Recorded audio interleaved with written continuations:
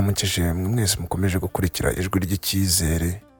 Kote y'uyu munsi mbazaniye iragira iti: urukundo nyarwo ntirupimwa n'amagambo menshi uvuga, ahubwo rupimwa n'umutekano n'icyubahiro n'ibikorwa biha umutima wenda amahoro. Abantu benshi batekereza ko urukundo ari amagambo meza cyangwa impano zihenze, ariko urukundo nyarwo rugaragara mu bintu bito bikorwa buri munsi. Kubaza uko umuntu amerewe ubivanye ku mutima, kubaha amarangamutima y'undi no kumuba hafi mu bihe byiza ndetse no mu bihe bikomeye. Urukundo ntirukwambura amahoro, rurayaguha. Ntirugutera ubwoba bwo kuba wowe, rugutera kumva wakiriye uwo uri. Iyo umuntu agukunda by'ukuri, nta kubaka ku magambo gusa, ahubwo ibikorwa bye bituma ubibona buri munsi.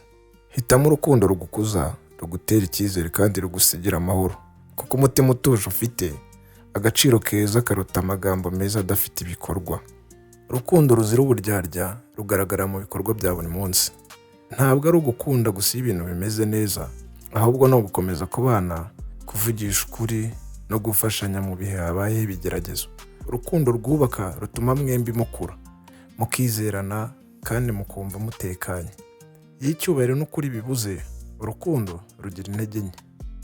Niba wumva zino kote zigufashije, kanda like, share ndetse na comment umbwire ku byo ushaka ko nzakoraho muri kote zindi zizakurikira. Ndabashimiye.